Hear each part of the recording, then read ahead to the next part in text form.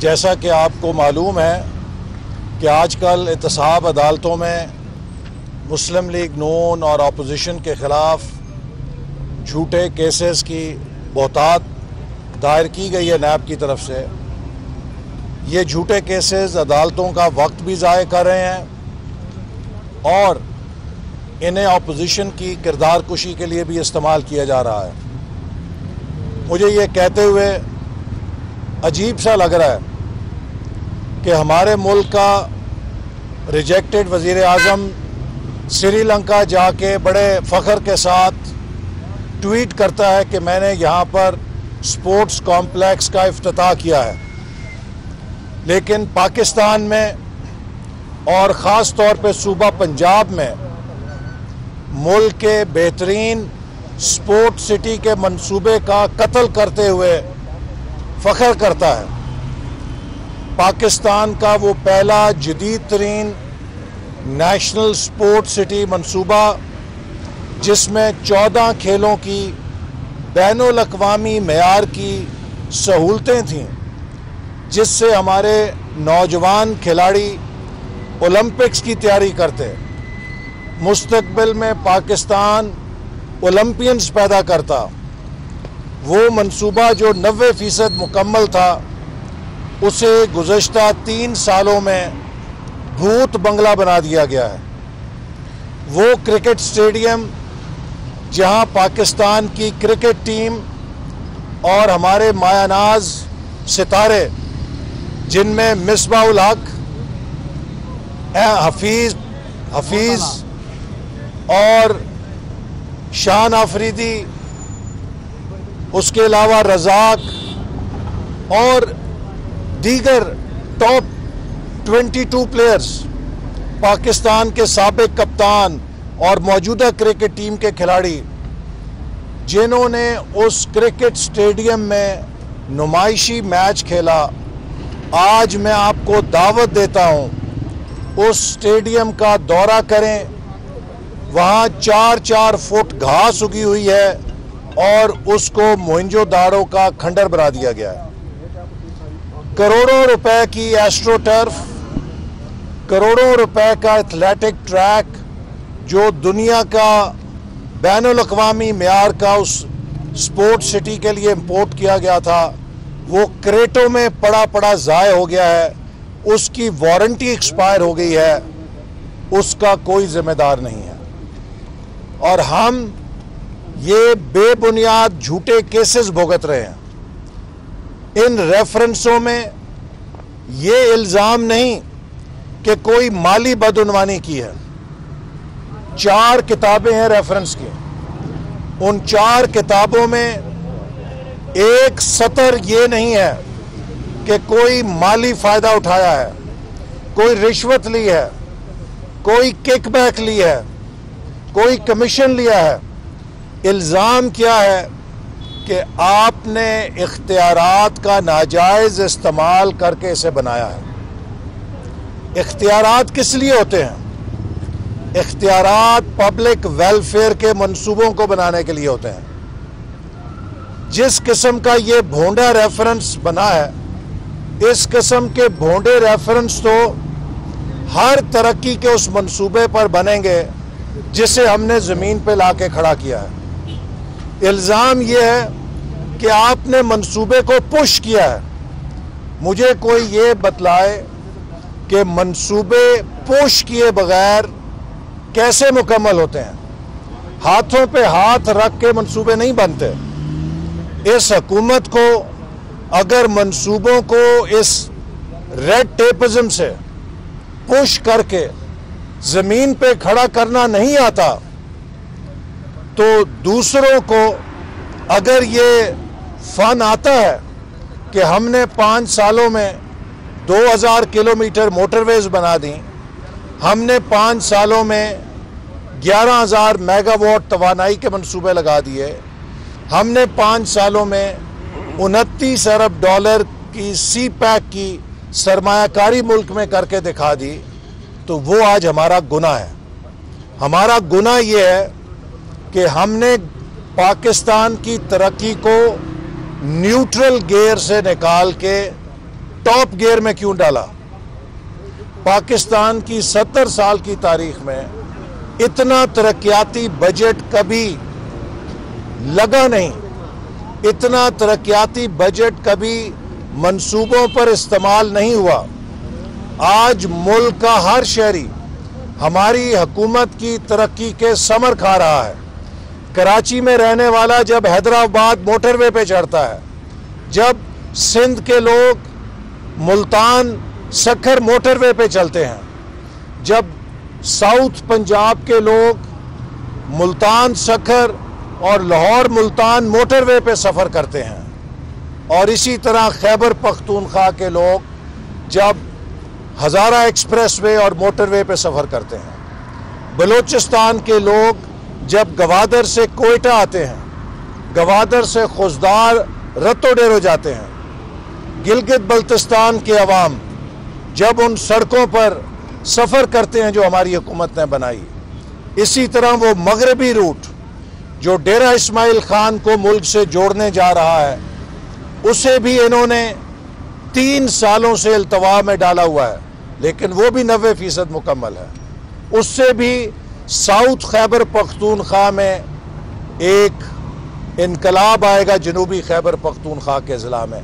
तो ये वो हल है हमारी तरक्की का जिसे पाकिस्तान के अवाम रोज़ाना देखते हैं। डेरा गाजी खान से जो बलूचिस्तान जाते हैं, जब वो स्टील ब्रिज से गुजरते हैं तो वो मुस्लिम लीग नून को ज़रूर याद करते हैं। जब एक मजदूर, एक किसान बिजली से अपना रोज़गार कमाता है, एक बिजनेसमैन, एक ताजिर बिजली से कारोबार करता है, वो मुस्लिम लीग नून को याद करता है। लेकिन ये अनाड़ी, ये जाहिल, ये नालायक, ये नाकाम जिन्होंने 3 साल में दोबारा मुल्क को लोड शेडिंग में डाल दिया है, जिनसे कोई काम नहीं हो रहा, ये इस्लामाबाद एयरपोर्ट और सिटी का मेट्रो बस का मंसूबा 90% मुकम्मल छोड़कर गए हैं। हम 3 साल हो गए हैं, मुकम्मल नहीं हो सका। कराची ग्रीन लाइन का मंसूबा 90% मुकम्मल छोड़ गए, आज तक इन नालायकों से मुकम्मल नहीं हो सका। तो अपनी नाकामी का हसद करते हुए जो लोगों ने कामयाब मंसूबे लगाए हैं, उन्हें झूठे मुकदमों में फंसा के उनकी किरदार कुशी की जा रही है। हम इससे डरने वाले नहीं हैं।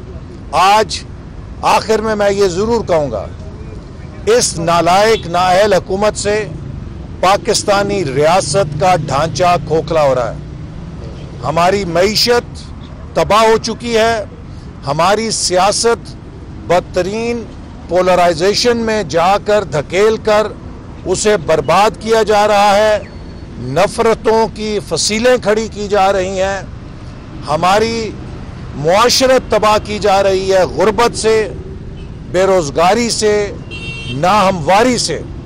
चंद मनपसंद बड़े बड़े कारोबार अपनी तिजोरियां भर रहे हैं, लेकिन मजदूर, किसान, मेहनतकश, गरीब आदमी गुर्बत के जहन्नम में धकेला जा रहा है। और हमारी सफारत इस हद तक तबाह हो गई है कि हमें नहीं पता कि हम चीन के हैं या हम अमेरिका के हैं। ना हम चीन जोगे रहे, ना हम अमेरिका जोगे रहे। आज पता चला है कि अमेरिका ने वो हेलीकॉप्टर्स जो तुर्की से पाकिस्तान को मिलने थे, उन्हें ब्लॉक कर दिया है।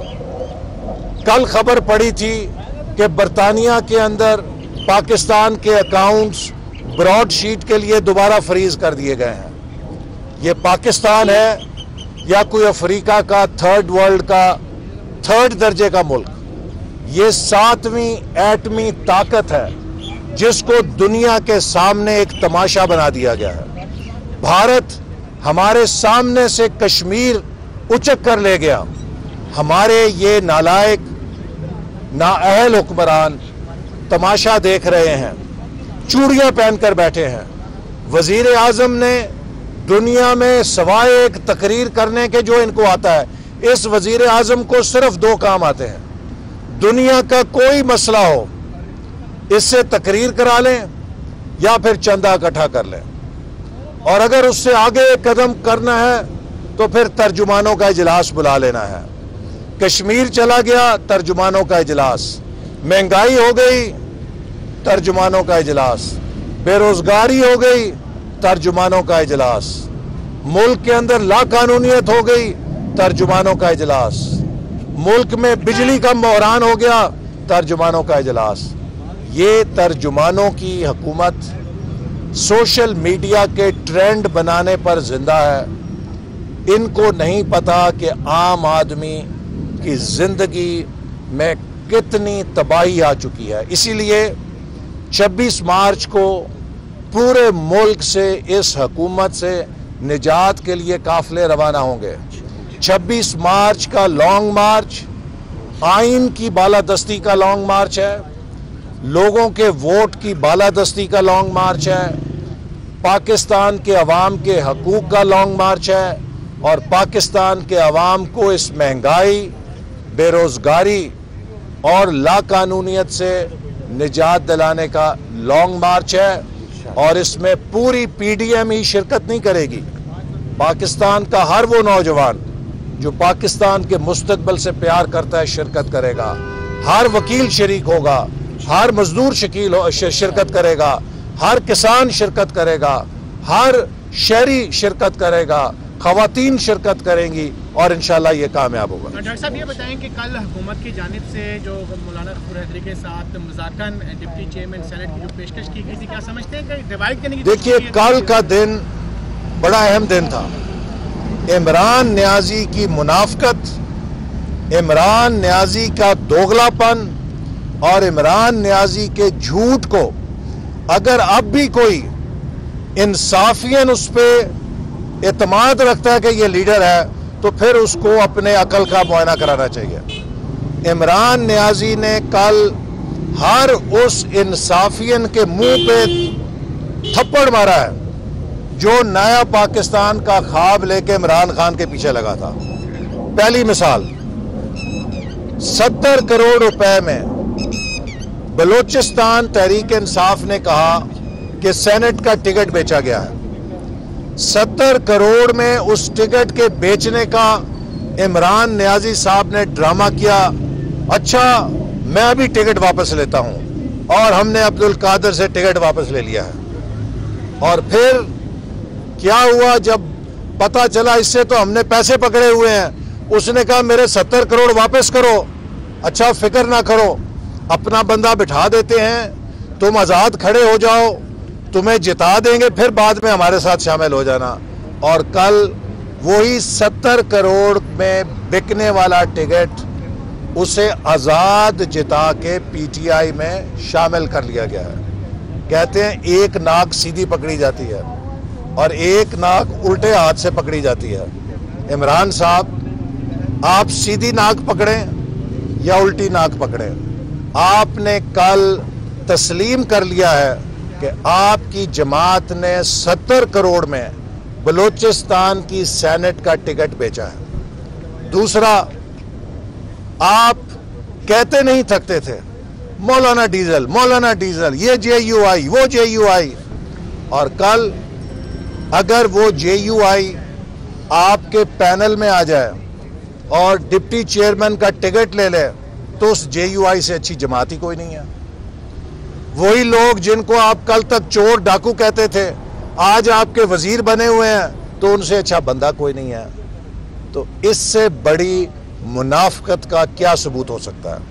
मेरी उन तमाम पाकिस्तानियों से, नौजवानों से अपील है कि जो इमरान खान की चिकनी चपटी बातें सुन के, इसकी तकरीरें सुन के इनके बहकावे में आ गए थे, ये इमरान खान एक धोखा है। इमरान खान एक कॉन मैन है।